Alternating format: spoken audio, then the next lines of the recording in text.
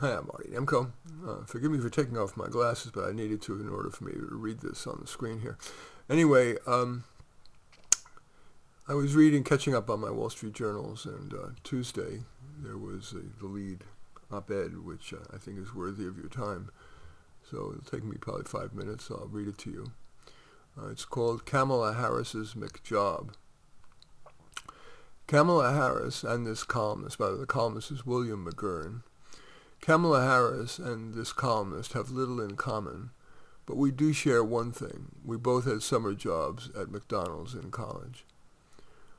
It's not that surprising, considering how many other people can say the same. According to McDonald's, 1 in 8 Americans had worked at one of its restaurants. At the Democratic Convention in Chicago, we further learned that Ms. Harris's husband, Doug Emhoff, also worked under the Golden Arches when he was once Employee of the Month. Ms. Harris features her stint at McDonald's in a new campaign ad. It's meant, CNN says, quote, to solidify her image as the middle-class candidate, end quote. End quote. Make former President Donald Trump and the Republican ticket appear elitist and out of touch, end quote. But some question the vice president's claim. The Washington Free Beacon reports that she never publicly mentioned her stint at McDonald's until she ran for president in 2019. That the job also went unmentioned in her 2 books and various job applications. There's been no confirmation from McDonald's itself. Even the online fact-checker Snopes says it's waiting for further evidence before it can confirm or debunk. Mr. Trump isn't waiting. On Friday, he accused his Democratic rival of making the whole thing up. Now, if Ms. Harris is lying, that's certainly fair game. But the Trump campaign may be overlooking a more telling Harris vulnerability here.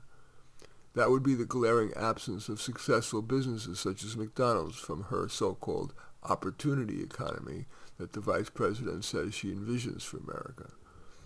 Given the 12.5% of Americans who got their start at McDonald's, that suggests a staggering lack of appreciation for the company's extraordinary reach, and that reach extends well beyond Ms. Harris and Mr. Imhoff.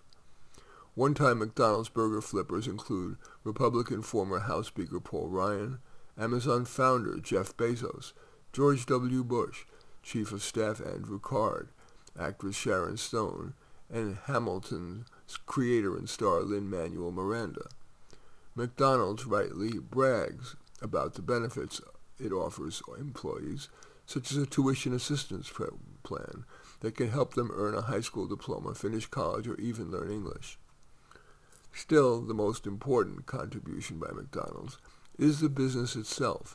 It brings jobs to communities, supports the other businesses it buys and sells from, not to mention offers parents of modest means a way to treat the family to a fun meal out. Those who look down on fast food work miss the point. The real skills McDonald's imparts aren't how to cook a Big Mac or operate the cash register. It's an education in the work culture, teaching employees courtesy toward customers, attentiveness to what your boss needs, cleanliness, cooperation with coworkers, and the satisfaction of an earned paycheck. These are all soft skills, but they are the skills an employer values, especially in an entry-level worker. For workers with no skills or education, such work is the ladder to opportunity and success. But it starts with getting on that first rung, which businesses such as McDonald's have provided for millions. But does Ms. Harris have a kind word for McDonald's and what McDonald's and other companies do? Or show any appreciation that the best thing for workers and their wages is a growing economy that drives employers to compete for their workers' labor? In 2019, when Ms. Harris mentioned her McDonald's job, it was in the context of criticizing the company for not providing a living wage. If we want to talk about these golden arches, she said, being a symbol of the best of America, well, the arches are falling short, she said. Leave aside that most minimum wage jobs aren't held by a sole wage earner raising a family of 4. The inflation of the Biden-Harris years has put the squeeze on companies such as McDonald's, offering low-cost food as well as on their customers. McDonald's President Joe Erlinger says a Big Mac that sold for $4.39 in 2019 now costs $5.29, a 21% increase. Ditto for minimum wage hikes. Economists note that the real effect of imposing a minimum wage law is to price some workers, especially those at the bottom, out of the market. Already, McDonald's and other fast food chains are looking to cut costs by automating jobs. That means fewer opportunities for future Kamala Harrises. There's also the PRO Act. At a Labor Day rally Monday, Ms. Harris promised to pass it if elected. Of its many dubious parts, surely among the worst is that it would make a McDonald's restaurant worker a joint employee of the corporation. That would destroy the franchise model in which each McDonald's is run by its local owner and eliminate one popular path to small business ownership for workers. If elected in November, Ms. Harris and her husband will be the first McDonald's couple in the White House, a powerful rebuke to those who dismiss flipping burgers as a dead-end job. If she truly believes in the opportunity economy, maybe her message to all those with McJobs should be, you too can be president. Anyway, that's the lead op-ed in this Tuesday's Wall Street Journal. It's called Kamala Harris's McJob by William McGurn.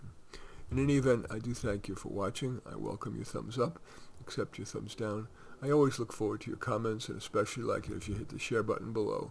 Share on your social media so that my efforts can have broader impact. And I am flattered if you choose to subscribe to my channel, and certainly would welcome your taking a look at any of my 34 books. Probably the most relevant to this is How to Do Life, but all 34 are on Amazon. Just go there, search on my name, Marty Nemko, Nemko, and you will find more than you can stomach. In any event, I do thank you for watching. I am Marty Nemko.